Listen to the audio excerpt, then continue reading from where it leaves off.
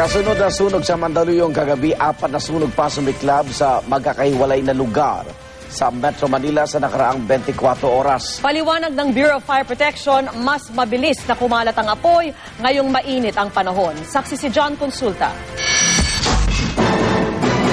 Sa pagkagat ng dilim, isa na namang sunog ang sumiklab sa Metro Manila. Sa bahagi ng Endomingo Street sa Barangay Valencia, Quezon City, nilamon ng apoy ang 3 apartment unit at isang water refilling station. Alas 6:55 ng gabi, nagsimula ang sunog. Umabot ito ng ikalawang alarma. Bago ganap na napula, mag-aalas 8 ng gabi. Sa kabutihang palad, walang nasaktan sa sunog. Pero umabot sa 5 milyong piso ang halaga ng mga pinsala. Bit-bit na kanilang mga tabot timba. Halos magkandara pa naman ang mga residente sa clinic site ng Barangay BF Homes Parañaque para maapula ang apoy na sumiklab pasado alas 7 ng umaga. Ang dami ho talagang tao na tumulong, nagtulong-tulong. May mga timba, yung mga hose, hindi na ho talaga kaya. Ang bilis ho talaga ng pangyayari. Ang pagbomba ng tubig, halos ginawa lahat mula sa mga bubungan dahil sa kipot ng mga daan. 20 bahay ang tinupok ng sunog na umakyat hanggang sa ikalawang alarma.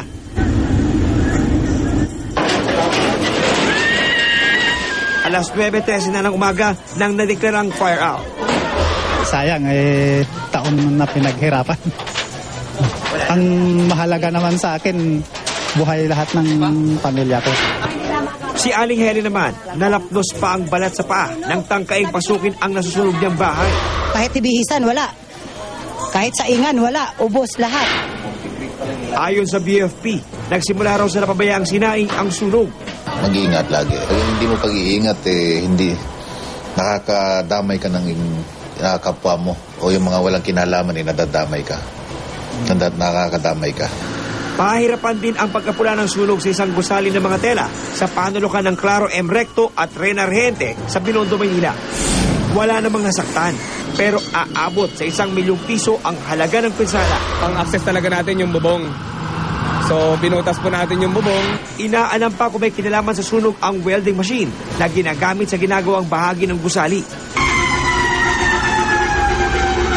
Umabot naman sa ika-4 na alarma ang sunog sa pabrika ng kandila sa Barangay Arcombato sa Valenzuela City hating gabi kagabi.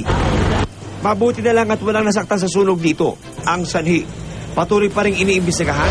Yung production area lang kung saan nagsimula yung ating sunog ay yun lang halos naapektuhan dito sa bungad ay hindi na naapektuhan. Na-confine naman. Ayon sa Bureau of Fire Protection, mas mabilis daw kumalat ang apoy kapag ganitong mainit ang panahon at tuyong-tuyo ang mga kahoy ng mga bahay o establishmento. Pag panahon kasi ng tag-init, halos lahat ng mga bagay ay tuyong-tuyo. Lalong-lalo na po yung mga papel, mga dahon at mga kahoy. Wala pang 2 linggo ang Abril, 79 na ang naitatalang sunog sa Metro Manila.